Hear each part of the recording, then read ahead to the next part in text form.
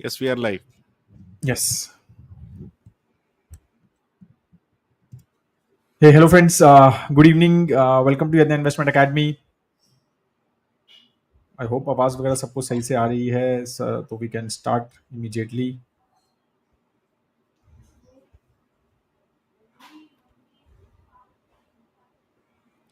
ठीक है. I think yes. Hmm. Voice is fine. Hmm. Uh, so yeah, I think बहुत ही happening week रहा last 1 week. Uh, तो मतलब आई थिंक ये इस तरह के वीक्स ऐसे आपके कभी लाइफ टाइम में कभी कभी शायद एक आध दो ऐसे मिलते हैं, specially if you are following economies और थोड़ा स्टॉक मार्केट वगैरह, राइट, कि जहाँ पे ऐसे ट्रिलियन डॉलर्स के ट्रेड इधर होते हैं कभी उधर होते हैं, राइट। तो ये बहुत ही ऐसा एक हैपनिंग ओवरऑल ग्लोबल इकोनॉमी और ग्लोबल मार्केट्स की तरफ से एक बहुत ही हैपनिंग वीक रहा है, specially after 2 April. And I think Parimal ने लास्ट वीक डिस्कस किया था ये सब चीज़ें, राइट। सो तो अभी जो टैरिफ्स वगैरह की जो बात है करंटली, जो स्टेटस लेटेस्ट है, again this is changing very fast, हो सकता है मैं बोलूं और हम सेशन खत्म होने से पहले ये चेंज हो जाए। तो बट करंटली जो स्टेटस, मतलब जहां पर मैं देख रहा हूँ मेजरली यही है कि यूएस ने जो टैरिफ लगाए हैं वो currently on China is 145%। China ने जो यूएस पे टैरिफ लगाए हैं वो करंटली 125% पे हैं, राइट। यूएस के tariffs on every other location except China is at 10%। ठीक है, that's what the understanding is currently. और ऑटो के टैरिफ्स शायद अभी भी 25% है, but no one is very sure about it कि वो क्या है उसका स्टेटस। बट शायद यही माना जा रहा है कि वो 25% पे स्टार्ट हुआ था तो वो 25 पे ही है, उस पर कोई चेंज नहीं है, right. So that is what the current status on the tariffs is. But as I said, this can change very fast. ठीक है, तो बट अब because of this flip flops of tariffs की पहले लगाए गए, पहले पूरे हमने, लेकिन 2 अप्रैल को डिस्कशन, जैसे परिमा ने जो फ्राइडे को डिस्कशन किया कि इंडिया के ऊपर 27% लगा था एंड ग्लोबली बहुत सारे कंट्रीज को, तो काफ़ी अलग सिनारियोज डिस्कस हुए थे। एडवांटेज इंडिया की बात हुई थी उस टाइम पे, क्या है कैसे है with respect to Vietnam, with respect to Bangladesh, ये सब डिस्कशन हो रहे थे। अब डिस्कशंस अलग हो गए हैं। अभी जो है ट्रेड डील्स की बात हो रही है कि किसको कैसी ट्रेड डील मिलेगी विद रिस्पेक्ट टू यूएस। और तो अभी टैरिफ सिर्फ चाइना के ऊपर है, बाकी सब पे फ्लैट 10% टैरिफ्स हैं। तो I think for everyone else it is like business as usual which was before 2 April, right. So there is no change at least for them, right. So only China के साथ अब टैरिफ्स हैं, तो what is China doing about it? तो they are also increasing and they are मतलब working towards कि भाई हम कंसिस्टेंटली इसके ऊपर मतलब they are fighting out on this things. अब डोनाल्ड ट्रम्प में tariff basically I think day before yesterday he has removed changed all these things with one tweet, and so tariffs now are at 10%। तो इसके ऊपर बहुत सारे reasons, again Parimal I think I want your inputs as well on it, कि बहुत सारे रीजंस बताए गए हैं कि why the tariffs were rolled back, और actually the 90 days pause period was basically, it's not rolled back, तो 90 डेज का पॉज बेसिकली वो बोला जा रहा है। So why were it they were rolled back? तो again like I think Parimal we were discussing that as well, कि एक तो बॉन्ड मार्केट आई थिंक का reaction was a worry, and I think even the secretary Besant, who is the treasury secretary there, he said yes, we are uncomfortable but situation is under control, सिर्फ तो ऐसा उन्होंने ये statement दिया था। But तो वो एक मेरे को लगता है कि bond market was definitely one of the reasons कि treasury yields now currently also are above 4.5%, तो 3.9 टच हो गया था मेरे ख्याल से एक बार, and then they have gone back 2.6%. So someone is selling or someone is not buying or whatever it is, but the bond market has reacted in a way which not many people expected. That was the biggest, I think many people are saying that was the biggest reason of rollback of tariff. And of course Elon Musk and many other जो billionaires हैं और जो बहुत सारे CEOs वगैरह हैं, तो उनका भी काफ़ी इस चीज़ के ऊपर वो आया कि द काइंड ऑफ टैरिफ्स और the kind of calculations which were done were absurd on the kind of tariffs which were introduced, right? और तो उसके ऊपर भी काफी सारा, I'm sure there was a pressure from the people who are close to the government there, right? तो वो सारी चीजों के ऊपर भी वहां पर इम्पैक्ट हुआ है। So the markets have taken a deep dive also, especially US market और 12-13% आई थिंक एक दिन में कुछ Nasdaq 100 which was highest I think Parimal right after 2008 in a Yes, day. yes, 12%. Right. So in a day, it was a record which was done because of tariff rollbacks. Right. तो वो सारी चीजें हुई हैं but again the markets are still मतलब last 2 दिन में फिर से US market is little down because जितना अनसर्टेनिटी मार्केट्स में आएंगी और जितना ये सब फ्लिप फ्लॉप्स होंगे तो markets will get more uncertain and not just markets right economy also and geopolitics also gets uncertain because of all these things. So that is the current status from my side, and I'm sure Parimal will have a few things more to add to this. Yeah, I think on the supporting factors only कि ये जो सारी चीजें है flip flops, I think we will have to be ready for this roller coaster ride for the next 4 years. I have no doubts about that now.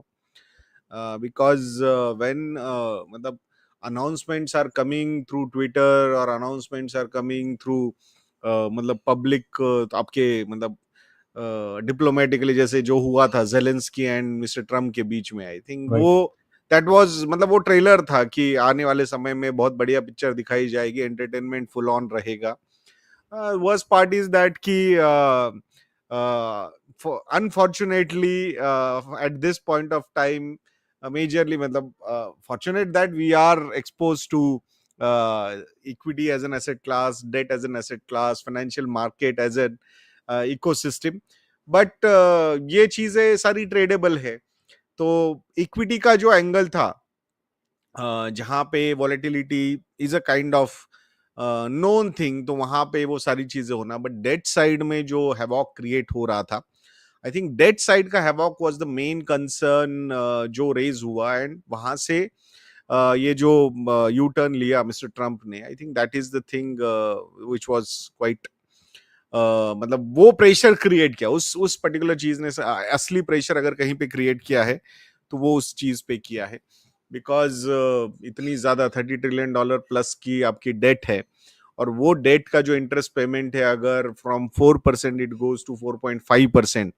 सो और अभी आपका बहुत सारा डेट मैच्योर होने वाला है. वही कॉन्स्पिरेसी थ्योरीज बताई गई थी कि देखा कितने स्मार्ट है मिस्टर ट्रम्प कि उन्होंने इंटरेस्ट रेट्स घटा दिए, अब वो 3% के नीचे लेके जाएंगे इसी तरीके से. And then he will renew the debt, and then उसके बाद सब चीजें नॉर्मल कर देंगे वो. सो आई थिंक वो कॉन्स्पिरेसी थ्योरीज बाद में क्रिएट की गई थी ऐसा लगा.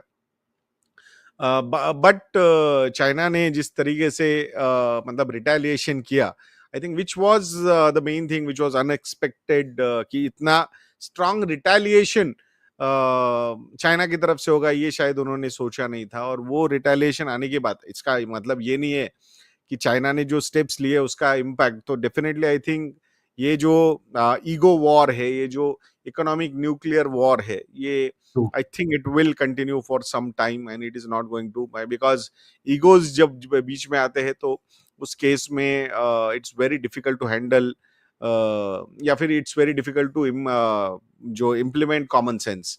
So वो True. चीज थोड़ी सा प्रॉब्लम अभी क्रिएट कर सकती है. It's always important to read about history, because history is nothing but behaviors of certain individuals. I strongly feel that.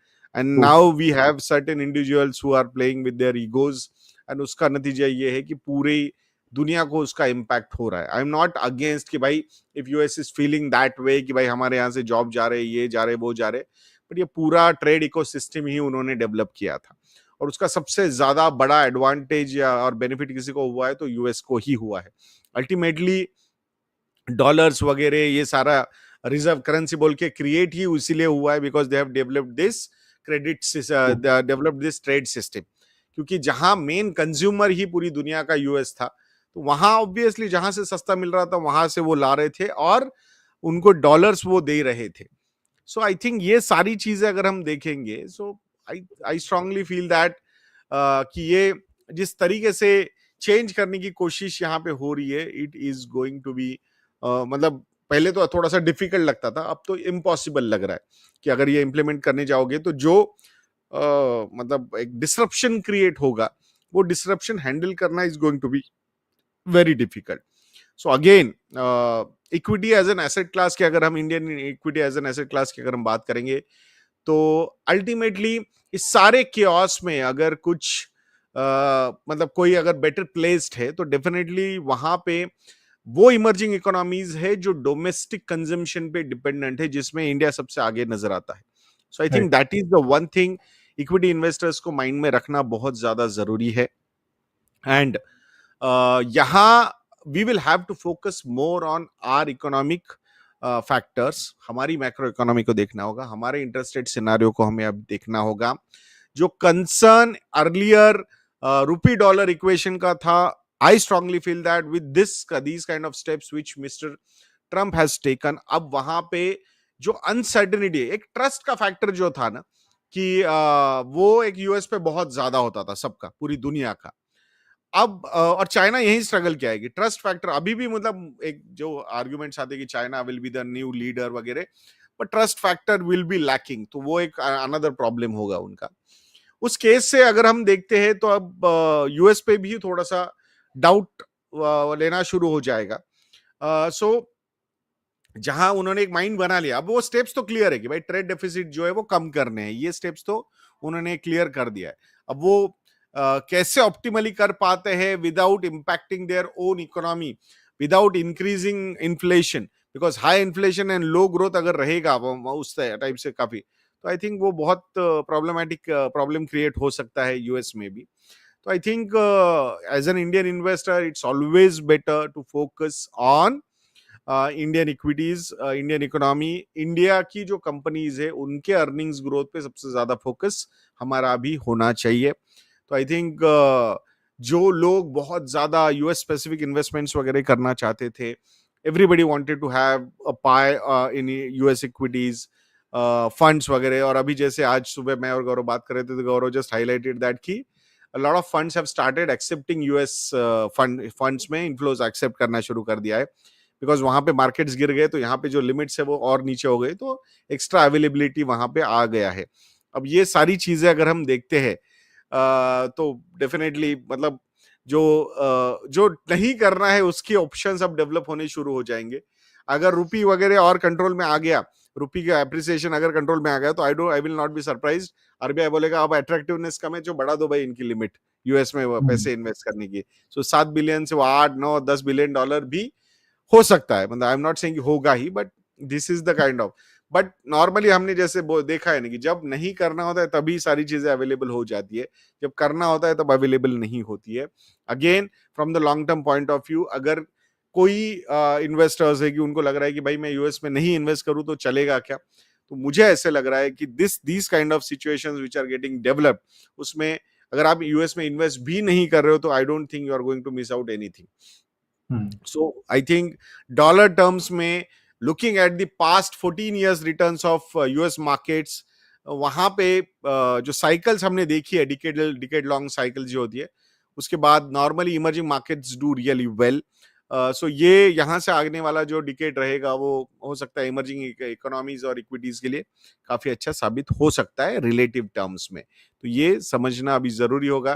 So just follow your equity allocations. I don't think वहां पे कोई ऐसा Indian equity allocations as per your financial goals, as per your risk profile, I don't think you will be disappointed from the long term point of view, अगर हम यहाँ पे बात करते हैं तो. और बिल्कुल आप यू आर राइट कि परिमल, और मतलब मेरे को लगता है कि dollar index is already giving that indicators of emerging markets improving, right, money flowing का जो है.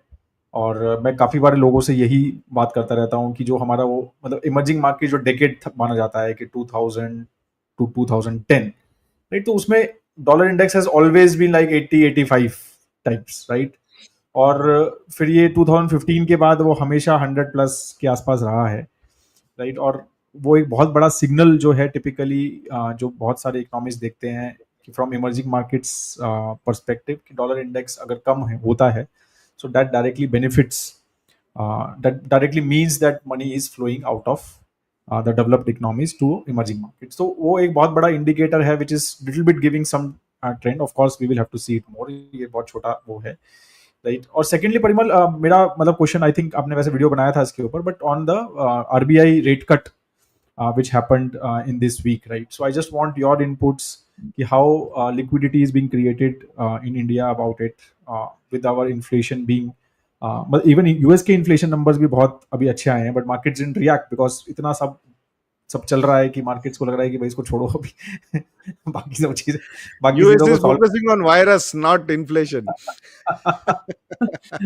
तो जबकि बहुत ही अट्रैक्टिव, मतलब अगर ये नंबर एक नॉर्मल सिनेरियो में आते तो मार्केट्स बहुत, मेरे को लगता है कि अच्छा करता वहां पे the numbers which came.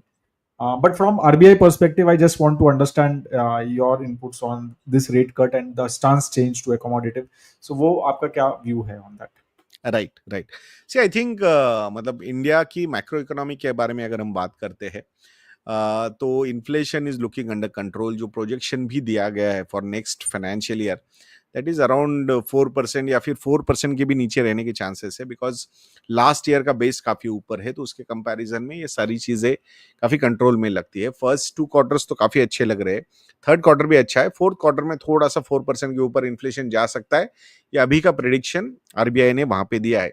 Growth के जो फोरकास्ट कम किए गए from 6.7% to 6.5%, that is majorly because of these tariffs. But अगर अभी यहाँ पे कोई अच्छी ट्रेड डील हम कर पाएंगे तो I think that is going to be very important. UK के साथ जो जिस तरीके के हमने ट्रेड डील ऑलमोस्ट 90% फाइनल हो गई है, ऐसे बात हो रही है, तो वहां पे यूरोप के साथ ट्रेड डील होना, ये सारी चीजें अगर सही तरीके से होती जाएगी तो नया एक्सपोर्ट मार्केट हम डेवलप करेंगे. ओवरऑल एक्सपोर्ट्स की अगर हम बात करते हैं तो ऑलमोस्ट 80% एक्सपोर्ट हम यूएस को कर रहे हैं, जो एक्सपोर्ट्स हो रहे हैं, तो मतलब बाकी शेयर बहुत कम है हमारे पास, बट True. अपॉर्चुनिटीज बहुत ज्यादा है वहां पे.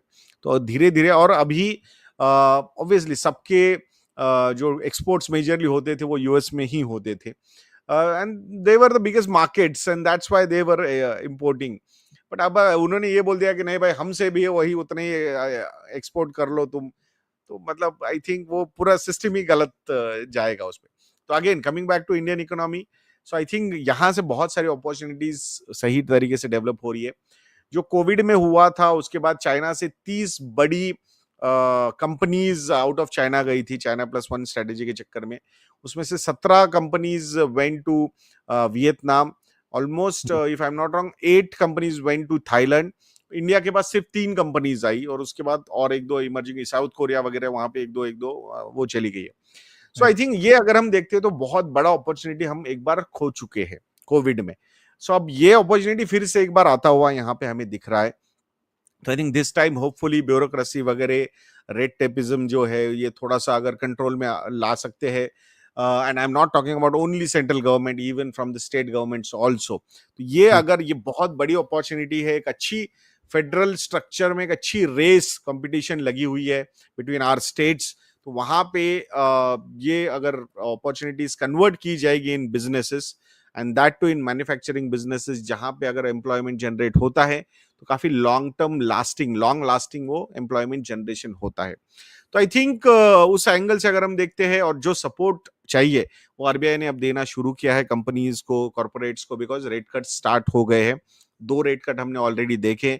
नॉर्मली रेट कट की साइकिल जो होती है 4 से 6 रेट कट्स आरबीआई करता है. तो उस केस में आई विल नॉट बी सरप्राइज, जो अभी का 6% का रेपो रेट है, that will go down to around 5%, 5.25%. I think that is going to be a really positive thing. Interest cost कम हो जाएंगी कंपनीज के, that will improve the margins. Consumers के angle से वहां पे और ज्यादा कंजम्पशन के लिए, मतलब लोन्स वगैरह लिए जा सकते हैं, तो वहां क्रेडिट ग्रोथ अगर होगी, that will also drive consumption. ये सारे फैक्टर्स हो सकते हैं. अगर ये सही तरीके से प्लेस होता है, मुझे लगता है कि एक अच्छा respectable earnings growth over the period of next 3 to 5 year से देखने में कोई प्रॉब्लम नहीं होना चाहिए. लास्ट ईयर का जो बेस था वो मतलब ओवरऑल जो मतलब लास्ट FY25 के पहले का जो बेस था वो ऊपर था. अब FY25 का जो बेस बना है अर्निंग्स का वो काफी नीचे है. सिंगल डिजिट ग्रोथ हुई है नेट प्रॉफिट में. वहां से इस साल के ग्रोथ काफी अच्छे नजर आते हैं, और यहाँ वहां से ही अगर नेक्स्ट 3 to 5 ईयर्स के ग्रोथ के नंबर्स हम देखेंगे तो काफी रीजनेबल ग्रोथ एक्सपेक्टेशंस यहाँ से हमने ब्रॉडर लेवल पे एक्सपेक्ट करनी चाहिए. आई am not suggesting euphoria will come back, but एक रिस्पेक्टेबल ग्रोथ अगर अर्निंग्स में दिखेगा तो वही रिस्पेक्टेबल ग्रोथ हम मार्केट से भी एक्सपेक्ट कर सकते हैं. तो उसी तरीके से I think equity as an asset class from the, मतलब अगर हम सितंबर में कन्विंस थे इक्विटी में इन्वेस्ट करने के लिए, तो अभी हम एटलीस्ट 30 to 35% मोर कन्विंस्ड होनी चाहिए कि इक्विटी की बिल्कुल। अभी एलोकेशन का पार्ट होना चाहिए।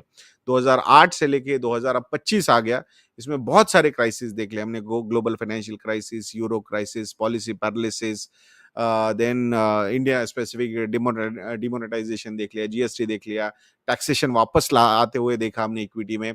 2020 में एक सेंचुरी में जो इवेंट होता है वो भी देख लिया। 2025 में भी सेंचुरी में जो एक इवेंट हो सकता है उसका भी एक ट्रेलर देख लिया हमने, उसका भी थोड़ा सा शॉर्ट फिल्म भी उन्होंने लॉन्च की है 10% टैरिफ के साथ। सो आई थिंक ये सारी चीजें हम देख रहे हैं। तो जब ये ऐसे इवेंट्स होते हैं, definitely pessimism will be eight highest level. उसी इसमें अपना बिहेवियर अगर अच्छी तरीके से मैनेज करके चलेंगे हम, तो then equity will reward us from the long term point of view. Perfect, cool. I think that was a good summary Parimal. तो फिर ये चीजें मतलब काफी लोगों का यही क्वेश्चन है, और आज भी एक दो डिस्कशन इसी चीज के ऊपर हो रहे थे कि भाई यूएस इक्विटी एलोकेशंस कैसा लेना है, और इंडिया अच्छा करेगा क्या, what can go wrong, because of course जब मार्केट्स थोड़ा सा नीचे गिरती हैं तो suddenly we start thinking about all these negative things as well, कि will India be able to come out of all these trade wars or not. But मेरे को लगता है कि बहुत सारे जो इंडिकेटर्स आ रहे हैं, मतलब द वे आरबीआई इज की जो लिक्विडिटी प्रोवाइड की है, फिर crude oil I think is the big big bonus, right. फिर अब विद डॉलर इंडेक्स डाउन तो करेंसी के ऊपर pressure has significantly reduce, right, on from RBI perspective as well. तो ये सब चीजें जो हैं, there are good indicators which are there. And like you said, I think that if we get decently good trade deals with EU and the UK and Australia and US, so I think things will be very interesting for us. ठीक है, so that was all. Crude oil के point of view से मुझे ये भी लगता है कि now this opportunity should not be missed by even government of India also, though they are saying कि ऑयल डीरेगुलेट हो गया है सारी, अब you can decide, but everybody knows that कि दे हैव देयर से। सो प्लीज यहाँ पे वो डायरेक्शन देना बहुत ज्यादा जरूरी है कि वहां इन कंपनीज ने ये प्राइस फॉल जो हुआ है इसको पास ऑन करना बहुत ज्यादा जरूरी है। कुछ गणित दिए गए थे कि भाई पहले का इंपोर्ट है, that's why we are not able to pass on, but over the period we will pass on, ऐसा भी आया है जिसको अपोजिशन ने मुद्दा बनाया है। उसमें उनके भी कन्विंसिंग वीडियोस आए हैं वैसे। सो आई थिंक उस एंगल से अगर हम देखते हैं तो ठीक है भाई, अगर if you are accepting that कि 2-3 महीने का आप बोल रहे हो कि लैग होता है, that's why we are not in a position, क्योंकि क्रूड ऑयल गिरे और उन्होंने 2 रुपए से बढ़ा दिए थे प्राइसेस। तो आई थिंक अगर वो बोल रहे हैं कि 2-3 महीने बाद, तो 2-3 महीने बाद ये होना चाहिए, कम होने चाहिए प्राइसेस पेट्रोल और डीजल के, दैट विल बूस्ट कंजम्पशन। देखो एक True. एंगल गवर्नमेंट ने ऑलरेडी सपोर्ट दे दिया है, 1 लाख करोड़ रुपए का बोनंजा टैक्स बेनिफिट में दिया है, इनकम टैक्स कम करके। सो आई थिंक उसके साथ अगर इन्फ्लेशन भी अगर कम हो जाएगा तो that will play really positively. I think वो भी True. एक अच्छा कंजम्पशन के एंगल से ओवरऑल काफी अच्छा मतलब एंगल डेवलप हो सकता है। तो उस पर भी गवर्नमेंट ने देखना चाहिए, इन्फ्लेशन भी कम आएगा, आरबीआई को और कंफर्ट मिल सकता है कि रेट कट्स करने के लिए। और उसके बाद मॉनसून जो नॉर्मल बोला जा रहा है, तो आई थिंक वो भी हो जाएगा, तो आई थिंक वो सोने पे सुहागा हो जाएगा। I think these things are very important to do. So hopefully this time जो सपोर्ट चाहिए, because this time uncertainty globally है, तो उसमें अगर गवर्नमेंट सपोर्ट कर देगा कंजम्पशन को, तो I think that will be really good. And then जो ये थोड़ा सा रिस्क एवर्स कैपिटल जो डेट में जा चुका है ना, जो फिक्स इनकम सिक्योरिटीज ट्रेजरीज में जा चुका है, short term treasury specifically, long term तो सेल कर रहे हैं, शॉर्ट टर्म में गया हुआ है, तो that money will flow back to emerging economies, जिसमें इंडिया सबसे ज्यादा शेयर लेके जाएगा इस बार, इसमें कोई डाउट नजर नहीं आ रहा है। 18%, 19% का जो एमएससीआई इमर्जिंग मार्केट इंडेक्स में वेटेज है हमारा, तो आई थिंक अभी वो अंडर वेट या नॉर्मल न्यूट्रल वेट पे active funds are having that allocation. I will not True. Be surprise कि सारे या तो न्यूट्रल वेट होंगे या ओवरवेट भी हो सकते हैं after that. True. Cool. So Parimal start करते हैं कुछ क्वेश्चंस लेना, yes right. So I take the first. Vaibhav का है, hello Parimal sir, currently I hold a few SGBs bought in 22-23 tranches and I wanted to ask what happens to them. Do we need to sell them or wait for 5 years to complete? नहीं, तो आपको you should wait, because आप अगर अभी cell करेंगे तो आपको capital gain tax लगेगा, राइट? तो you will have to wait, I think 7 years का लॉक इन रहता है. If you sell before it, you can sell it before it in secondary market, but अब तो गेन्स इतने ज्यादा हैं गोल्ड में, तो आपको अच्छे खासे उसके ऊपर कैपिटल गेन टैक्स लग जाएगा. तो the best is, if you don't need that money at all, आपको कोई गोल नहीं है, कोई पैसा नहीं चाहिए, तो बिल्कुल आप जितना उसका कंप्लीट 7 years 8 years जो भी उसका लॉक इन पीरियड है वो कंप्लीट कीजिए, राइट? तो आपको जितना भी उसमें वेल्थ मिलेगा, जो भी आपका कॉर्पस आएगा, वो कंप्लीटली टैक्स फ्री होगा. So that is a big advantage, और anyways you are getting 2-2.5% as well, right? तो बिल्कुल सोचना भी नहीं है कि उसको, अगर आपके पास पैसे की जरूरत नहीं है आपको, तो बिल्कुल don't think about selling it at all.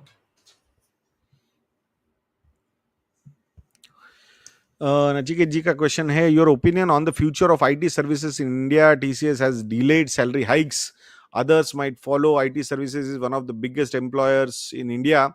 Does this impact people's disposable income and Indian economy? I think this one sector, मतलब ये ना हमेशा सरप्राइज करता है. ये सेक्टर ना अब तक की हिस्ट्री में हमेशा सरप्राइज किया है. बेस्ट पार्ट इज कि दिस इज लाइक, मतलब IT sector is like a bank. RBI जब रेट कट करता है तो ट्रांसमिशन में टाइम लगता है. बहुत टाइम लगता है ट्रांसमिशन करने में. अरे यार, मतलब जो लोन्स ले रहे हो उसको स्पेसिफिकली, राइट. जो मतलब वहां पे नहीं नहीं रेट कट हुआ है, बट नहीं हमारे पहले का, जैसे अभी 3 महीने पहले के इंपोर्ट से कैसे पास ऑन करे, वो तो बढ़ाना ही पड़ेगा उस हिसाब से. तो वैसा है. सो आईटी सेक्टर पे ऐसा, ओ ग्लोबल अनसर्टेनिटी, ओके, द जो स्पेंडिंग है, discretionary spending of companies will be impacted. Okay, क्या करना है, salary hikes will be postpone. So opportunity. और 2022 में आईटी में काम करने वालों ने भी बदला ले लिया कंपनी से. मतलब जो हालत थी एट्रिशन की, एट्रिशन क्यों हो रहा था, बिकॉज अपॉर्चुनिटीज बाहर बहुत ज्यादा मिल रहे थे. सो ये आईटी कंपनीज और आईटी कंपनीज के employ, on a lighter note, don't take it otherwise, this is crude capitalism. So जब वो आपको शुरू, मतलब स्क्रू करने की कोशिश कर, मतलब जब एम्प्लॉयर एम्प्लॉय को स्क्रू करने की कोशिश करता है, जैसे ही एम्प्लॉय को अपॉर्चुनिटी मिलेगी वो भी स्क्रू करेगा. तो I think this is very, मतलब कैपिटलिज्म अगर समझना है तो आईटी सेक्टर का एम्प्लॉयर एम्प्लॉय का रिलेशनशिप समझना चाहिए. आई think this is the best thing. This is not, मतलब कोई, हाँ ठीक है, 1-2 साल का अगर उसमें सैलरी हाइक्स का कम होता है, तो जैसे ही अपॉर्चुनिटी मिलती है कि वहां पे फटाफट फटाफट जॉब चेंज करने होते हैं, और ultimately they end up paying more to the new employees, and वहां चर्निंग होती है. एट्रिशन रेट हमने जिस लेवल पे देखे 2022 में. So I think these things will happen, so don't worry. बाकी एआई वगैरह कैसे इंपैक्ट करता है, क्या करता है, सो वो देखना होगा. But I think the smartness of work will keep on increasing, and we will achieve new heights. New level पे काम होगा, मुझे ऐसा लगता है 10-15-20 सालों के बाद. So but opportunities will keep on coming, I have no doubts about that. But in the short duration, this is shrewd capitalism, which is really interesting to understand. But उससे शॉर्ट टर्म में definitely impact हो सकता है, कि हो सकता है, but I think other things will take care of it. It will not have a game changer kind of thing, because 1 lakh crore का एक्स्ट्रा दिया भी तो है इनकम, तो वो भी कहीं ना कहीं कंजम्पशन में आ ही जाएगा.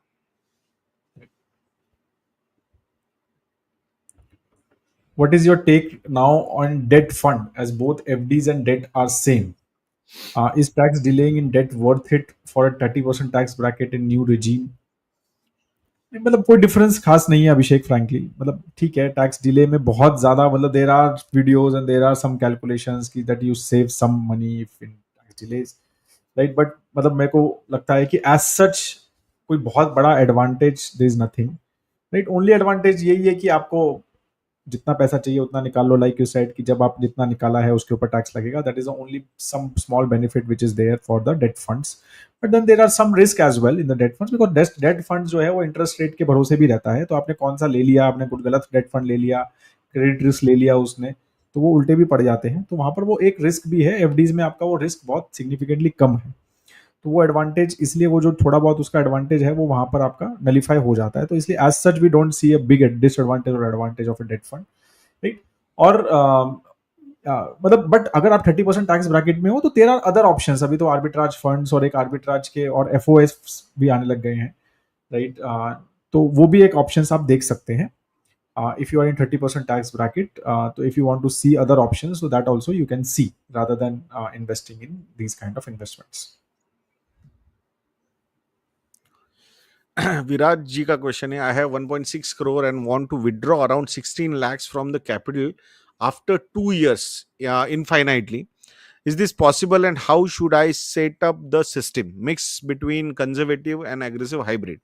See, conservative hybrid funds are like balance advantage kind of funds or equity savings kind of funds, जिसमें आपको target return should be around 8%, not more than that. मतलब भले इक्विटी में है उसका कुछ allocation, but I think rational expectation is around 8%.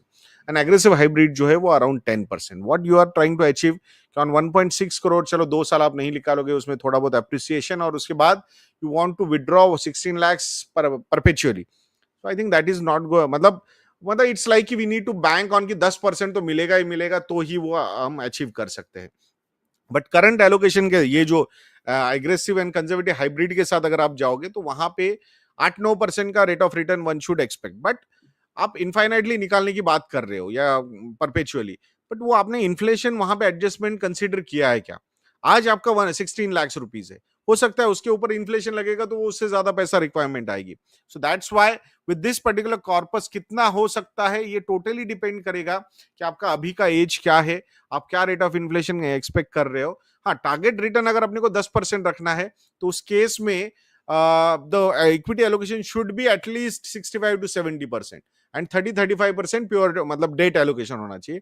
उस हिसाब से you can manage that. But उसके उसके अलावा ये हो नहीं सकता. सो करंट एलोकेशन में आप बोल रहे हो एग्रेसिव हाइब्रिड ठीक है 65% इक्विटी होगा, but conservative hybrid will be having hardly 20-25% equity.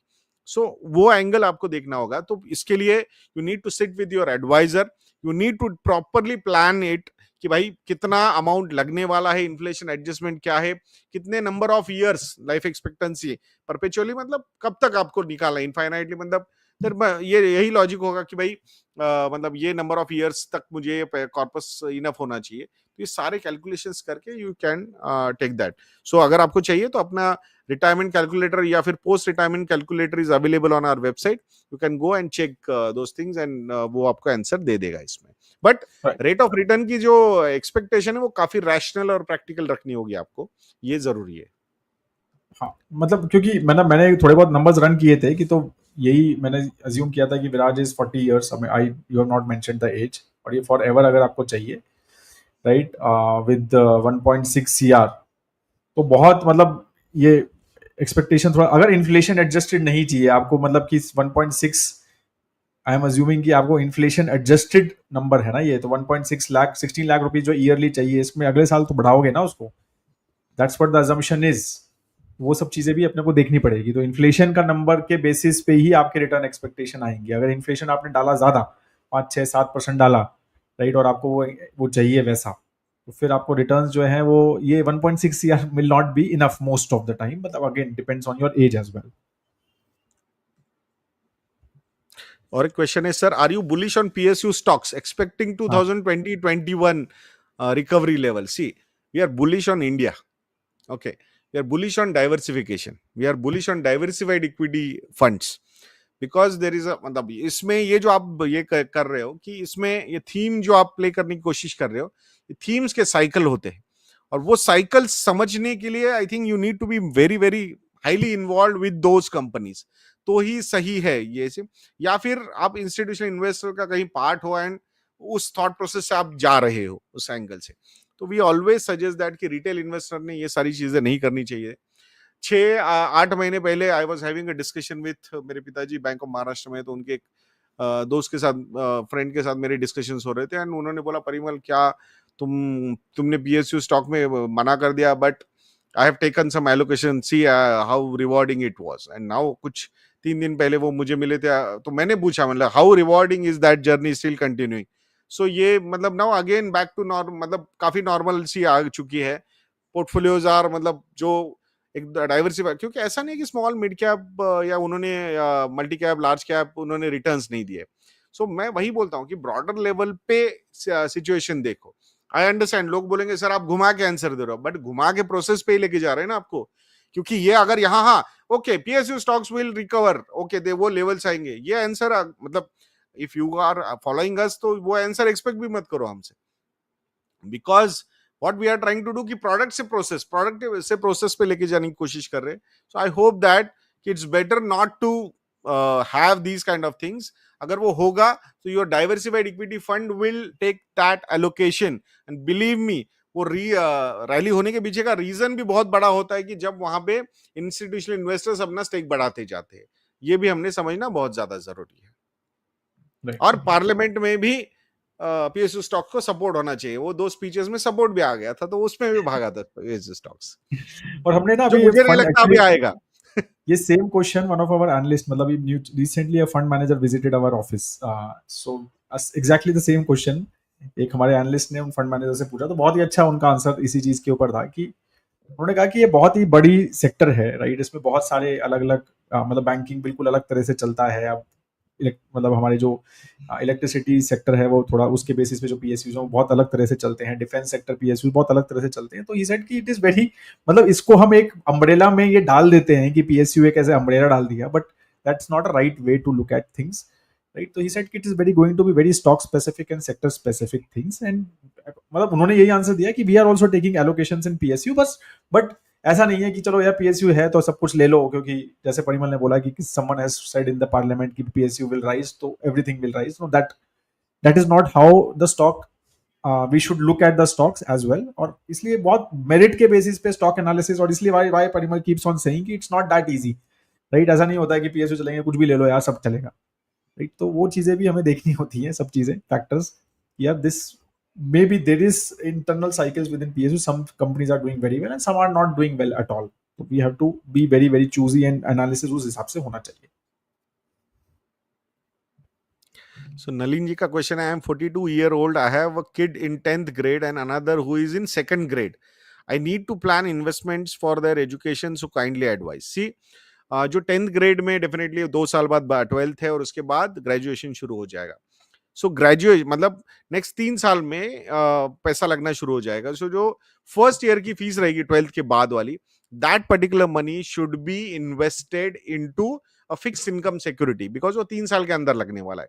उसके ऊपर के जो 2 साल है, that money can be parked into hybrid funds, that is 2nd and 3rd year, if he or she is going for 4-year degree, and अगर sorry 3-year degree, और अगर 4th year की भी डिग्री होगी, सो देन 4th ईयर वाला जो पैसा है that can B parked into large cap. तो ये मतलब बड़े किड के लिए होगा. छोटा जो है वो सेकंड, छोटा या छोटी जो सेकंड में है, सो डेफिनेटली काफी लंबा समय है. अभी 2nd ग्रेड मतलब 10 इयर्स तो 12th तक ही लगेंगे, तो लॉन्ग टर्म एलोकेशन है. तो उसमें large cap, small cap, mid cap का ब्लेंड लेके आप around 40-45% small and mid cap, around 50-55% large cap का ओवरऑल ब्लेंड वाला पोर्टफोलियो आपका डेवलप होना चाहिए, और उस हिसाब से आपने इन्वेस्टमेंट्स करनी चाहिए. अमाउंट्स कितने होने चाहिए, तो आज की कॉस्ट आपको निकालनी है. What is the rate of inflation you feel for those goals, वो आपको एंटर करना है. तो ये सारे calculators, children education, higher education के calculators are available on our website. वहां जाके आप ये नंबर्स इनपुट कर सकते हो, वो एग्जैक्ट नंबर्स आपको बता देगा. रैशनल रेट ऑफ रिटर्न की एक्सपेक्टेशंस रखी है. जो डेट में है उस पे 7%, यानी कि फर्स्ट ईयर की जो फीस है बड़े बेटा या बेटी की, तो वो फिक्स इनकम सिक्योरिटी 7% से रेट ऑफ रिटर्न आएगा. जो हाइब्रिड होगा उस पे आप अराउंड 8-10% का रेट ऑफ रिटर्न एक्सपेक्ट कर सकते हो, और जो लार्ज कैप है वहां पे आप 12% की रिटर्न एक्सपेक्ट करके चल सकते हो. और जो ओवरऑल ब्लेंड है सेकंड बेटे के लिए या बेटी के लिए, वो आपका लार्ज कैप और स्मॉल कैप, मिड कैप का ब्लेंड होना चाहिए, बट उस पे भी रिटर्न की expectations calculation point of view से 12% की होनी चाहिए. Education inflation we normally suggest that it should be considered as around 10%. अगर आप मतलब बहुत कंजर्वेटिव वे से मैनेज प्लान करना चाहते हो, अदरवाइज 8% या ये नंबर भी लेके आप पोस्ट ग्रेजुएशन वगैरह के नंबर्स कैलकुलेट कर सकते हो, बट ग्रेजुएशन वगैरह में थोड़ा सा हायर साइड में रहोगे तो that would be better.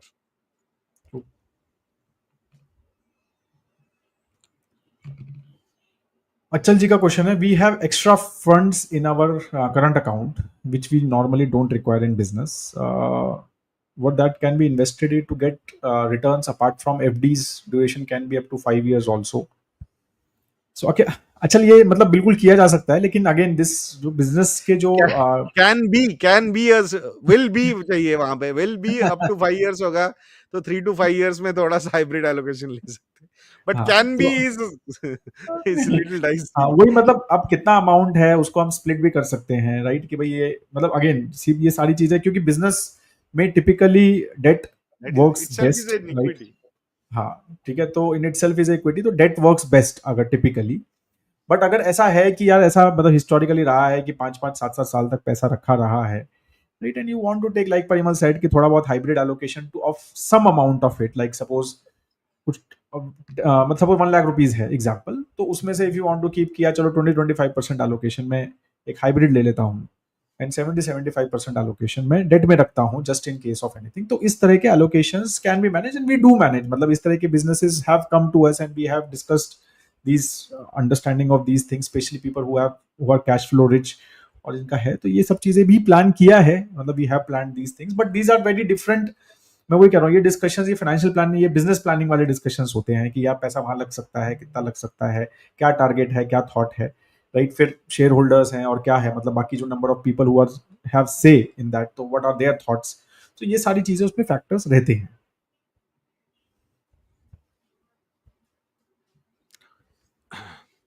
So Anshit ji का क्वेश्चन है, investing since 3 years in one value, one flexi only unit accumulation focus, need to add a multi-cap fund to my portfolio, wait for further valuation correction in mid small and continue in value and flexi, or enter now. See I think मतलब totally depend करेगा कि investment horizon क्या है। Normally हम वही बोलते हैं कि अगर स्मॉल एंड मिड कैप का एलोकेशन लेना है या फिर मल्टी कैप का एलोकेशन लेना है, then the investment horizon of that particular goal जिसमें आप small and mid cap allocation लेना चाहते हो should be more than 10 years। But इसका मतलब ये नहीं कि पूरा का पूरा allocation small and mid cap में होगा फॉर दैट पर्टिकुलर होराइजन, नहीं। उसमें से around 40 45% allocation could be small and mid cap oriented, and बचा हुआ जो है वो लार्ज कैप ओरिएंटेशन होना चाहिए। लार्ज कैप का जो है आप वैल्यू या फ्लेक्सी में ले रहे हो तो डेफिनेटली इट इज मतलब मिनिमम होराइजन जो है वो around 5 to 7 years kind of है, या फिर 8 years तक, मतलब फ्लेक्सी है तो थोड़ा सा 7+ years भी हम बोल सकते हैं। But small mid and multi लेना है तो 10+ years का ही होना चाहिए। अब ये लेवल पे सही है क्या, तो डेफिनेटली जो चीज सितंबर से यहां तक टाइम और प्राइस करेक्शन के साथ ऑलमोस्ट 28 29% करेक्ट हुए वो है स्मॉल कैप। जो चीज अराउंड 25 27% तक करेक्ट हुई है with price and time correction वो है मिड कैप, और जो लार्ज कैप के साथ करेक्ट हुई है टाइम एंड प्राइस वो अराउंड 18 19% है, वो है large cap. So I think अगर ये सारे फैक्टर्स हम देखेंगे तो डेफिनेटली ये वैल्यूएशंस क्यों आए हैं, because there is uncertainty, uncertainty of policy, मतलब जो नई नई इकोनॉमिक पॉलिसीज डेवलप की जा रही है by the western world, specifically by US. तो I think this will continue for some time. तो उसमें this seesaw battles of news, ये यहां से वो आई उसका इंपैक्ट इमीडिएटली ट्रेडेबल एसेट पे होना is very logical. But we strongly feel that कि अगर होराइजन आपके पास है तो definitely this is a right time, that this will all मतलब that time will always be right अगर होराइजन क्लियर है। हाँ, अप्रोच कैसे लेना है, एसआईपी वे से लेना है या लमसम वे से लेना है, एसटीपी वे से लेना है, ये वैल्यूएशन बताएगा। तो पहले अगर सितंबर अक्टूबर में या लास्ट ईयर में स्पेसिफिकली जिस तरीके के रिटर्न्स आए थे उस वक्त अभी बस सेइंग कि भाई अगर स्मॉल मिड कैप है तो 12 से 18 महीने का एसटीपी लगा सकते हो आप।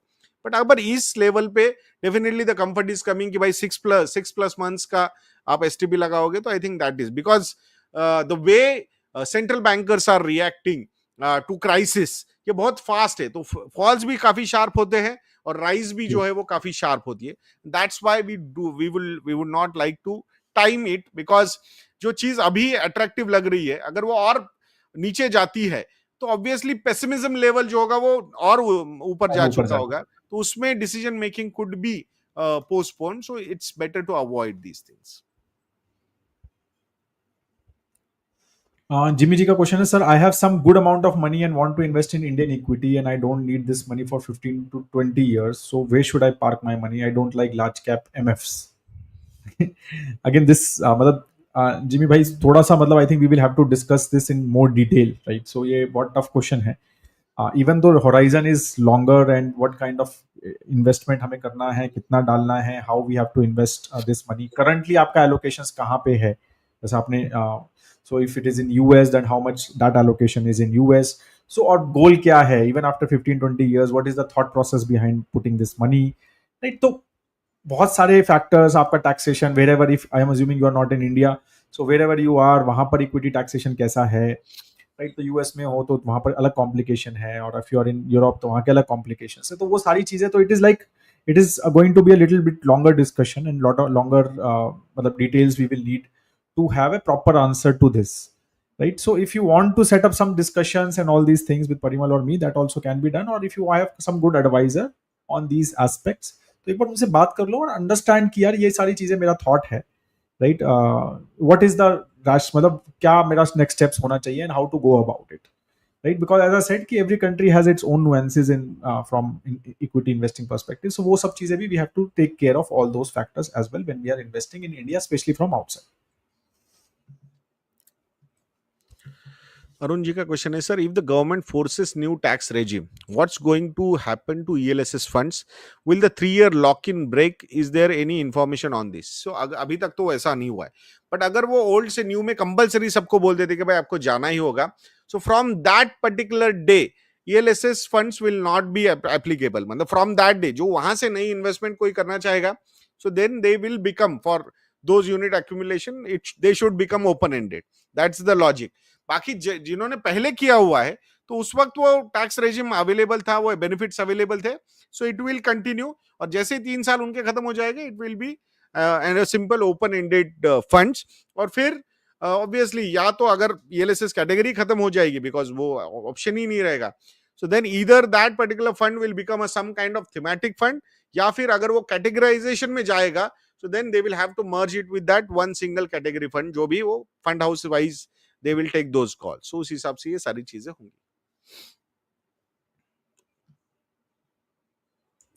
Since tariffs was an election promised by President Trump, why the world is so shocked? It is not a classic black swan event, right? And of course, it's not a black swan event, but the world is shocked because tariffs जो है बात हो रही थी, reciprocal tariff की जो बात हो रही थी, या ओवरऑल टैरिफ्स की भी बात हो रही थी, तो नो वन एक्सपेक्टेड कि टैरिफ्स टू बी 100%, 125%, राइट, 145%, वैसा एक्सपेक्टेशन नहीं था। बाद में भी जब when he came he said reciprocal. अब रेसिप्रोकल तो इंडिया पुट 12% टैरिफ एवरेज, जो डब्ल्यूटीओ के नॉर्म्स हैं इस तरह से, तो इंडिया का एवरेज टैरिफ 12% है। अब इंडिया पे 27 लगा है। चाइना के एवरेज टैरिफ इज 3%, अब उनके ऊपर 145% लगा है। तो वही जो चीजें हैं, तो दैट वाज द शॉक की amount of tariff. White swan event, but in मतलब डे में आया वो। Yes of course, this is जी ब्लैक स्वान इवेंट की तरह मार्केट ने रिएक्ट भी नहीं किया है, गाइस, यू और understand, it right? Was golden swan, golden hair swan. Black swan event बहुत अलग होते हैं और मार्केट उसमें बहुत अलग तरह से रिएक्ट करता है। So definitely this is solvable ना। वो उन्होंने बोला कि 90 डेज, तो वापस मार्केट 15% बढ़ गए, तो मतलब ये तो इसी से समझ आ रहा है कि ये ब्लैक स्वान नहीं है इवेंट, राइट? तो इसीलिए yes, it is not a black swan event for sure, but it was, मतलब it was shocking, right? The kind of the way the calculation of tariffs was done and the way the tariffs were imposed, so that was the major shock. Saurabh ji का question है, in constructing a long term portfolio would allocating the entire large cap portion to a single large cap fund is good, और diversify it by including Nifty, next 50 और flexi cap?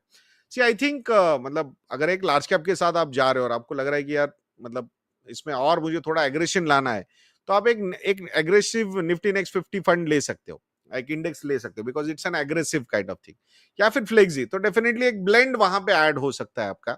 बाकी but वो allocation भी कितना है वो भी देखना होगा। बट इट्स ओके, आप लार्ज कैप का एलोकेशन अगर डिफरेंट वे से भी ले रहे हो, कुछ मल्टी कैप में ले रहे हो, कुछ लार्ज एंड मिड कैप में ले रहे हो, फ्लेक्सी कैप में कुछ ले रहे हो, तो ऑटोमेटिकली सो ओवरऑल अगर long term angle say that should be around 50 to 60%, ये आपने देखना चाहिए, ब्लेंड लार्ज कैप की तरफ होना चाहिए tilt. Moving money to large cap from gold kept idle. Again, सुबह depends completely on the asset allocation, right? कि आपने गोल्ड किस allocation के हिसाब से रखा था, क्या थॉट है। Gold has done very well, right? So again, मतलब ये सारी चीजें मतलब ये ऐसा नहीं होता है कि चलो यार अब अभी वैसा कर देते हैं, मार्केट डाउन है तो गोल्ड अच्छा है तो यहाँ डाल देते हैं। वो सब फैक्टर्स हमें समझने हैं कि क्या थॉट था behind buying so much gold और एलोकेशंस इन दैट। तो एसेट एलोकेशन स्ट्रेटेजी के बेसिस पे ही यस इट मे वर्क, मतलब इट मे, ये आपका जो ओवरऑल एसेट एलोकेशन है, आप गोल्स हैं और जो फाइनेंशियल प्लान है वो आपको बोल रहा है कि ये करना चाहिए, तो बिल्कुल करना चाहिए उस केस में, राइट? तो no doubt in it.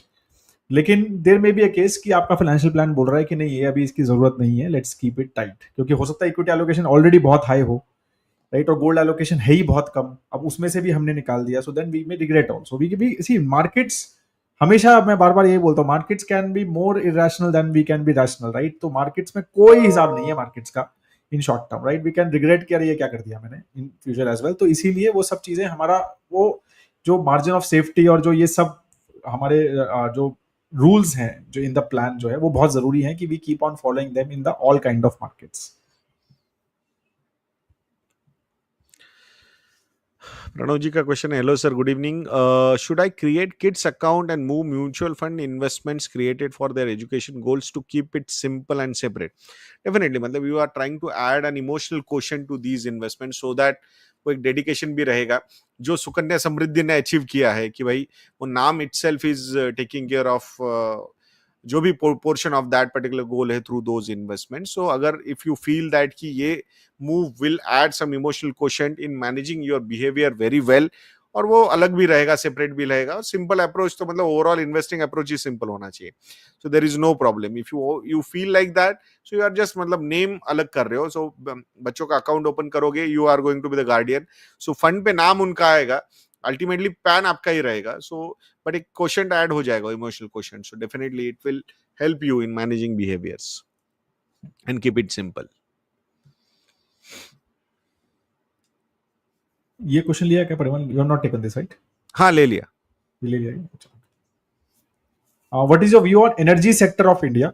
So again मतलब India is a growing economy overall, right, तो एंड एनर्जी हंग्री इकोनॉमी, जो जितना ग्रो होता है तो वो एनर्जी हंग्री रहता है typically economy, and a lot of focus of government also, if we see all the PLI schemes and all the investments, right, so government also has a lot of focus from the development of energy sector in power, grids and all these as well, right, so definitely there is a lot of investment which is happening, lot government is also a lot of focusing lot on it, and overall because as the growth happens, तो जितना हमारा GDP growth होता है तो उतना energy sector typically grow होता ही है, because वो एनर्जी डिमांड उस हिसाब से इंक्रीज होती है, right, so that's the expectation, तो एनर्जी सेक्टर से एक्सपेक्टेशन अच्छा है, but we need to understand it's a very capex heavy business, जो एनर्जी सेक्टर होता है उसमें जो कंपनीज होती हैं वो बहुत केपेक्स हैवी होती है, मतलब वो एक बार आज इन्वेस्टमेंट करती हैं तो उनको 8-10 साल के बाद उसके बेनिफिट्स बेसिकली मिलने शुरू होते हैं, राइट, तो वो चीजें हमें समझना चाहिए, और उसके वो रिस्क एसोसिएटेड विद दैट कि भाई जो इस तरह के इन्वेस्टमेंट्स हैं और वो लॉन्ग टर्म में पैसा देके जाते हैं, तो उसके जो रिस्क एसोसिएटेड है वो चीजें हमें समझ के ही उस सेक्टर में इन्वेस्टमेंट, और ये सिक्लिसिटी भी रहती है उस वजह से, because of the such huge capex and such huge returns, मतलब इतना टाइम के बाद जो रिटर्न्स मिलते हैं उसकी वजह से एक साइक्लिसिटी भी इस सेक्टर में रहती है, तो वो सब चीजें फैक्टर समझ के, बट यस डेफिनेटली अगर हम एक लॉन्ग टर्म के हिसाब से आप देखें तो एक डिसेंटली गुड रिटर्न सेक्टर हमें मान सकते हैं इसको। जसनीत जी का कमेंट है, big relief, moved all stocks to mutual funds, now no more anxiety of seeing the real time rate. See I think ये बिहेवियर मैनेजमेंट के एंगल से बहुत इंपॉर्टेंट है ये चीज, वी हैव सीन दैट कि अभी जैसे जिस दिन जो 2300 या 3000 प्लस सेंसेक्स गिरा था पहले, बाद में जाके सेटल हो गया 2122 पे फाइनली फॉल था वो, तो आई थिंक उस दिन पे I have received so many calls, और उसमें स्पेसिफिकली जो लोगों के पास स्टॉक्स के पोर्टफोलियोज थे, I think they were more panicking, या फिर उनको थोड़ा सा ज्यादा डर लग रहा था कंपेयर टू म्यूचुअल फंड्स, क्योंकि म्यूचुअल फंड की एनएवी तो शाम को आ गई। सो उसमें वो क्लियर केस समझ में आ रहा था, जितने कॉल्स है उसमें से मैक्सिमम कॉल्स वर जिनके पास स्टॉक्स है, और वो मुश्किल हो गया उनको वहां पे बिहेवियर मैनेज करना। सो आई थिंक यहां से नेक्स्ट स्टेप तो ये होगा जसनीत जी कि आपने अगर म्यूचुअल फंड्स में इन्वेस्टमेंट्स कर दिए, उसमें तो रेगुलर देखने की भी जरूरत नहीं है, और उसमें अगर आपने एसआईपीज वगैरह सेट किए होंगे, तो बिलीव मी जब आपको स्टेप अप करना है या एडिशनल इन्वेस्टमेंट्स करने, उसी वक्त वो ऐप डाउनलोड कीजिए फिर से। अभी अगर ऐप भी आप पूरा उसको निकाल दोगे आपके मोबाइल से तो भी कोई प्रॉब्लम नहीं है। I think that will also give, I still remember अभी हमने इन्वेस्टर्स को मतलब I was reluctant to say that कि भाई ये कर लो, यहाँ से ट्रैक कर सकते हो वगैरह, बट अभी जब से we have developed some softwares specifically for wealth people, तो वहां पे वो ऐप का एक्सेस दिया है, तो नाउ दे आर सेइंग कि यार परिमल पहले अच्छा होता था यार, एक महीने या क्वार्टर में पोर्टफोलियो आता था, अब ये रोज शाम को जो देख रहा हूं मैं, I think I feel it's unnecessary. I was so fortunate that कि earlier it used to be in mail, और वो कभी कभी ओपन होता था मेल, साल में अगर 12 अपडेट्स जा रहे तो हार्डली 3-4 बार वो मेल ओपन होता था। अब ऐसा हो गया है कि वो ऐप इतना ऐसा है आजकल, तो स्क्रीन की तरफ देखा कि ओपन हो जाता है ऐप, मतलब फेस रीडिंग से। सो आई थिंक वो भी मुश्किल, मतलब it's becoming more and more difficult to manage those behaviours. I think if you want to get next level of anxiety free मतलब एटमॉस्फेयर, तो I think delete that app. And जब आपको invest करना होगा या फिर आपकी एसआईपी स्टेप अप करनी होगी, कुछ करना होगा, at that point of time download कीजिए, वैसे वैसे सारी चीजें दिखना शुरू हो जाएगी। एंड देन फिर do the investments, and again if it is not required, just delete the app. Right.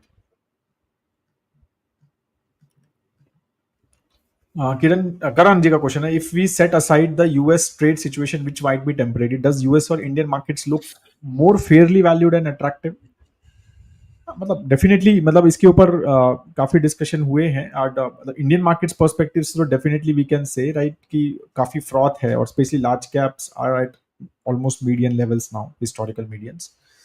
Small and mid cap especially, still there is some overvaluation which is still remaining, at least as per the valuations currently जो हम मान रहे हैं. Small cap is also at median levels के आसपास ही हैं, historical median levels के हिसाब से. तो yes, definitely it has become more attractive with respect to history और with respect to at least last 2-3 years, no doubt in it. US markets I think still has, because बहुत ज्यादा वो जैसा बात होती है कि 65% of the world market was US market, right. तो it was still at very very high level. And अगर ये again all these headwinds on US market if keeps on going for decently good amount of time, और जो trust है on US as a economy वो थोड़ा बहुत अगर एक fade होता है of global investors and global money, right, तो उसकी वजह से यूएस मार्केट्स में मेरे को लगता है कि अगर ये चीजें थोड़ी और चलती रही, if something gets solved very fast that's a different thing, but if this goes on for long time, I think US market में थोड़ा बहुत एक स्लगिशनेस हम ज्यादा टाइम के लिए देख सकते हैं.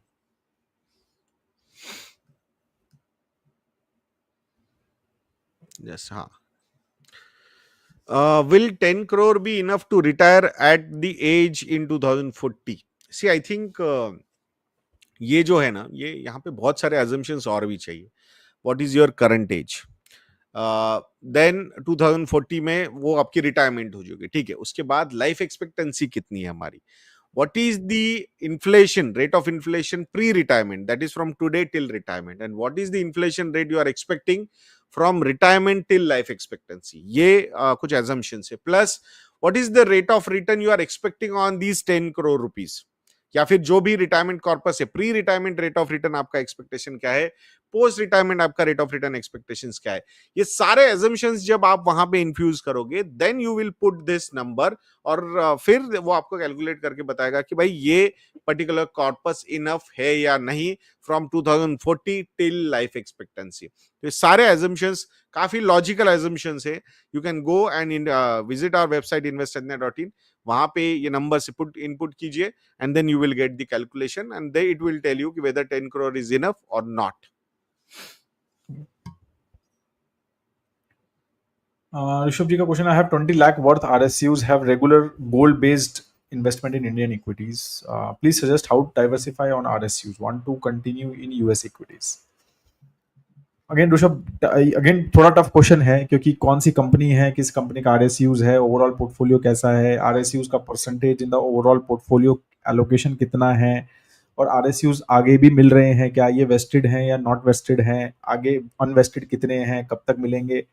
मैं वही कह रहा हूँ, मेरे पास कम से कम 15-20 सवाल होंगे आपसे कुछ भी आंसर करने से पहले, राइट. तो ये सारी चीजों के बेसिस पे ही प्रोफाइल समझ ही जाएगी, और फिर ही वी कैन डिसाइड कि यार ये जो RSUs हैं इसको हाउ टू डाइवर्सिफाई दीज, और कौन सी कंपनी के हैं. आप जैसे बोल रहे हो US equities, I am assuming these are US, मतलब किसी कंपनी के RSUs हैं, तो कितना गिरा है, उस कंपनी का क्या थॉट है, आपका क्या थॉट है ऑन दैट कंपनी, राइट. और ओवरऑल यूएस इक्विटीज का क्या थॉट है, और कितना एलोकेशन हमें लेना है, राइट, और किस गोल के लिए इसको मार्क करना है, ठीक है. तो वो सब चीजें डिस्कस होंगी, और कितना रिस्क ये बेसिकली हमारे पूरे पोर्टफोलियो में रखता है. तो देयर विल बी लाइक, और मेरा आज ही डिस्कशन हुआ है फ्रैंकली एक मेजर RSU इन्वेस्टर से, जिनके पास almost significant like 50-60% of their net worth net worth की बात कर रहा हूँ, not equity allocation, net worth was in one company that was in are through RSUs. तो काफी डिटेल, मतलब 1-1.5 घंटा हमारा सिर्फ इस चीज के ऊपर डिस्कशन हुआ कि इसको कैसे डाइवर्सिफाई करें, क्या करें, किस तरह से करें, कंपनी कैसी है, इसका पास्ट परफॉर्मेंस कैसा है, आगे कैसा है, और फिर आगे हम कैसे इसको अगर रिड्यूस करना है एलोकेशन तो किस तरह से इसको रिड्यूस करें, क्या अप्रोच ले, राइट, और कहाँ इन्वेस्ट करें फिर अगर रिड्यूस करना है। तो वो बहुत सारे डिफिकल्ट, और किस गोल के लिए रखें और उस गोल में क्या थॉट देना है और कितनी रिस्क लेनी है उस गोल परस्पेक्टिव से। तो वही मैं कह रहा हूँ कि ये बहुत डिटेल में ये डिस्कशंस करने पड़ते हैं। This is very very tough to give anything कि आप बेच दो और ले लो, that can be completely wrong on my behalf, या मैं ये कह दूं और ले लो, this can completely go wrong, मतलब आप बिल्कुल ही गलत डिसीजन ले सकते हो, और which is not right from my part.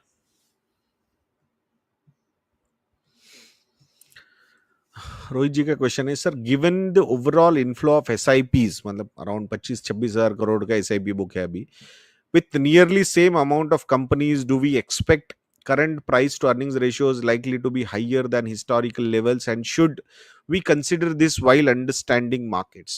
See, I think एक चीज समझना होगा कि जब यूफोरिक लेवल का डिमांड क्रिएट होता है, जो बहुत सारे लोगों को लगा था कि ये यूफोरिक है, ये कितना अमाउंट क्रिएट हो रहा है, same number of stocks are there, and then number of stocks अगर वो, तो ऑब्वियसली उनका पी रेशियो ऊपर जाएगा। बिलीव मी, इंडिया या फिर पूरे वर्ल्ड के प्रमोटर्स जो है ना बहुत स्मार्ट है। सो जैसे ही उनको लगता है कि भाई डिमांड बहुत ज्यादा है, दे विल क्रिएट सप्लाई। आपने सप्लाई नए नए आईपीओस के थ्रू देखा, आपने जो सप्लाई है नए नए क्यूआईपीज, क्वालिफाइड इंस्टीट्यूशनल प्लेसमेंट जो आते हैं, मतलब नया, वो बोलते हैं भाई थोड़ा स्टेक डाइल्यूट कर लेते हैं, इतना अच्छा वैल्यूएशन पे इतना पैसा, इतने हाई वैल्यूएशन भी इतना ज्यादा पैसा उठा पा रहे हैं, तो और क्या चाहिए। So I think do not underestimate the thought process और power of promoters to create supply. तो वो तो होता रहेगा, so don't worry about that, and everybody will create. Believe me, from government से लेके टू प्राइवेट कंपनी, सारे सारे पार्टिसिपेट करवाएंगे इस चीज में। तो वो बिल्कुल ऐसा मत सोचिए कि डिमांड बढ़ रही है और सप्लाई सेम रहेगा, तो it will also keep on increasing. दूसरी बात ये है कि यहां हमने एक चीज हमेशा देखी कि एक इंस्टीट्यूशनल इन्वेस्टर बहुत ज्यादा बायर बनता है, तो उसी वक्त वो दूसरा इंस्टीट्यूशनल इन्वेस्टर कहीं ना कहीं वो सेलर दिखता है हमें। जब दोनों नेट बायर्स बनते तब मार्केट बहुत भागता है, जब दोनों नेट सेलर्स बनते हैं तो मार्केट तब बहुत गिरता भी है। तो ये सारी चीजें हमने समझनी चाहिए। तो ये डायनामिक्स आपको, जैसे आपने बोला है कि अंडरस्टैंडिंग मार्केट्स, तो ये डायनामिक्स हर तरीके से समझिए कि अगर ये फेज में हाँ भाई ये नेट बायर है और ये नेट सेलर है, तो वो तो ट्रेड ऑफ मैच हो गया। बट अगर दोनों बायर्स है तो फिर कौन मार्केट में और सप्लाई कर रहा है, और अगर ज्यादा सप्लाई नहीं है तो मार्केट काफी उसी क्वांटिटी में काफी ज्यादा भाग सकता है। बट नॉर्मली हमने देखा है कि बहुत, मतलब मार्केट ट्रूली कैपिटलिस्ट होता है, तो कैपिटलिज्म भर भर के वहां पे होता है, and people will create that supply if there will be extra demand which is there, so they will take advantage, वो आपके पैसे ले लेंगे वहां से।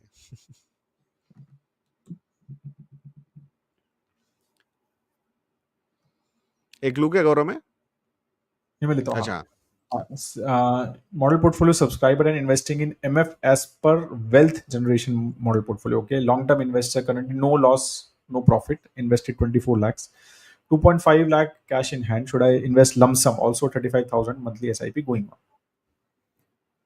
तो अगेन टफ, मतलब ये अगेन 2.5 लाख अगर 24 लाख इन्वेस्टेड है ऑलरेडी, तो मेरे को लगता है कि मतलब mostly answer 8-90% should be yes, you can invest lump sum, right. अगर मतलब 4 लाख रुपीज ऑलरेडी इन्वेस्टेड है, but again it depends on कि इमरजेंसी फंड है क्या, बाकी सारी चीजें, शॉर्ट टर्म गोल्स तो कोई नहीं है ना, राइट। तो वो सब फैक्टर्स की शॉर्ट टर्म, ऐसा तो नहीं है ये पैसा आपने 2.5 लाख कैश किसी 1-2 साल के गोल के लिए रखा है, ऐसा तो नहीं है आप इसमें से इमरजेंसी फंड से निकाल के इसमें डालने की कोशिश कर रहे हैं।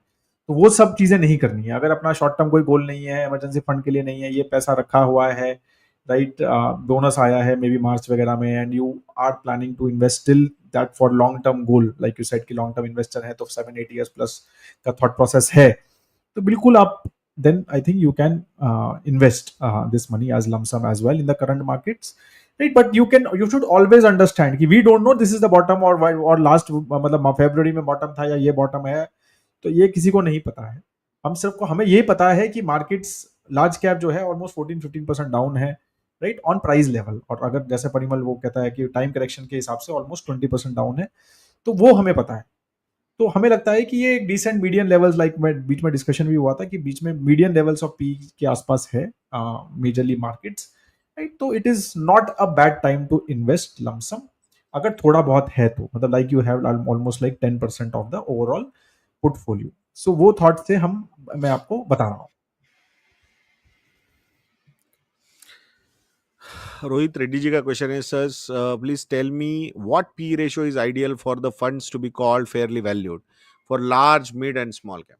सी आई थिंक आपके पास median P ratio of that particular index तो दिखेगा आपको, तो अगर उससे कम है आपका फंड का पी रेशियो और प्लस लो बीटा पे कर रहा है, रिस्क एडजस्टेड रिटर्न अच्छे है, अल्फा जनरेशन अगर हो रहा है, लॉन्ग टर्म में इंडेक्स या फिर कैटेगरी एवरेज को अगर वो फंड पर्टिकुलरली बीट कर रहा है, तो definitely it is a good fund. तो आपको एक फैक्टर नहीं, बहुत सारे फैक्टर्स देखने, बट अगर सिर्फ पी एंगल से आप देखोगे तो इंडेक्स का पी देख लो ना। इंडेक्स के पी से अगर कम है और रिलेटिव आउट परफॉर्मेंस है ओवर द लॉन्गर होराइजन, तो I think then it is good. और वो भी देखना है कि उसका वही तो पैटर्न हमेशा रहा है या नहीं रहा है, तो वो सारे factors, so it's a qualitative plus quantitative analysis, दोनों आपको यहां पे करना होगा।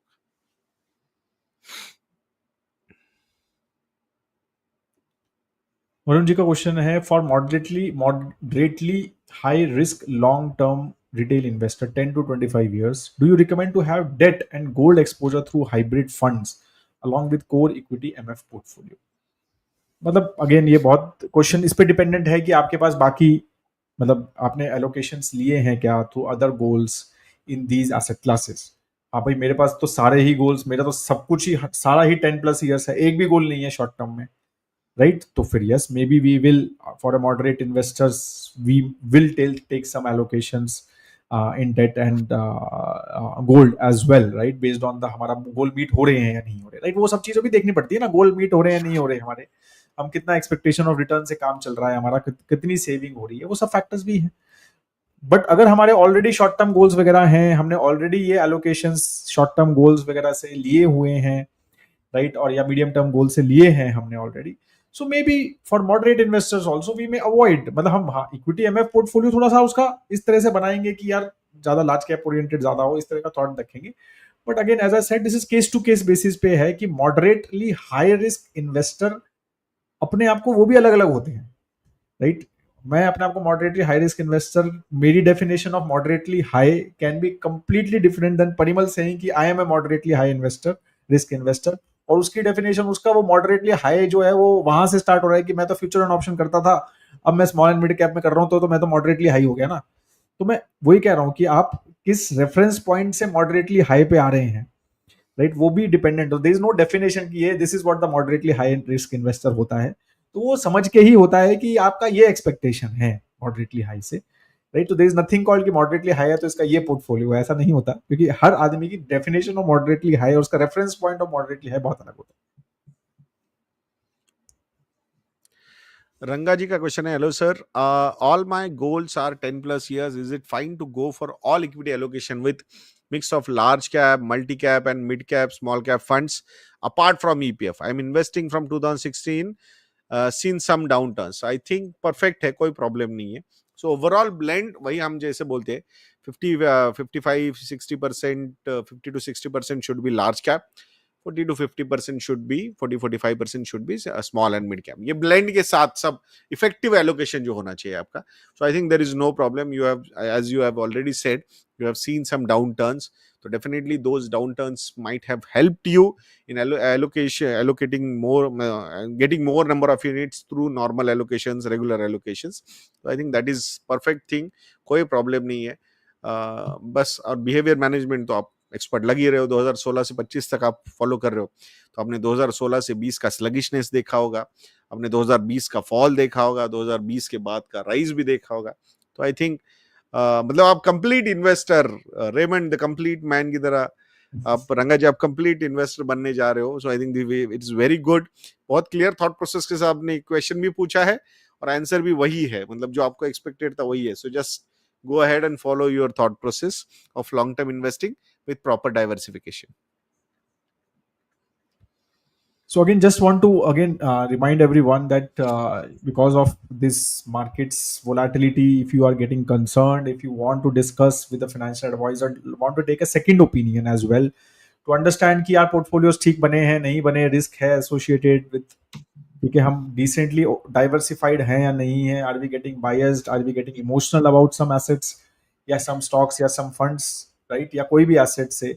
सो वो डिस्कशंस आई थिंक एक बहुत ही फ्रैंक बेस पे we can have a discussion with you Parimal और me, we can, you can set up sessions with us and you can send your queries, and if you want a basic asset allocation things as well on these email addresses, these are our personal email addresses and only we have access to this, right? So Gaurav Investednya, Parimal at the investednya.in, and contact at investednya.in, right? And so our team, based on the profile and everything, our team will call you and understand the profile even little better.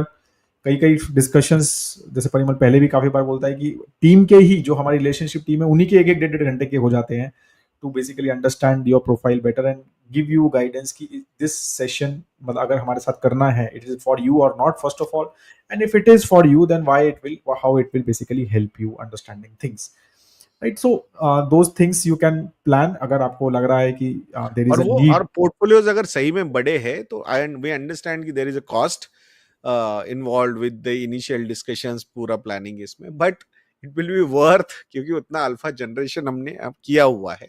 Again another part is कि थोड़ा waiting ज्यादा है तो उसके चक्कर में people are getting disappointed कि थोड़ा लेट मीटिंग्स मिल रहे हैं, काफी डेढ़ डेढ़ दो दो महीने का वेटिंग ये है। So please, but it will be worth, और डेढ़ दो महीने में मतलब I think different, I think Mr. Trump will give at least 60, 70 statements. So the opportunities will keep on coming. So don't worry, we are not missing out anything. So just, please bear with that. But the discussions will be quite fruitful. That's what. So we'll make you a rational, practical, process-oriented investor. It will be our promise. True, true.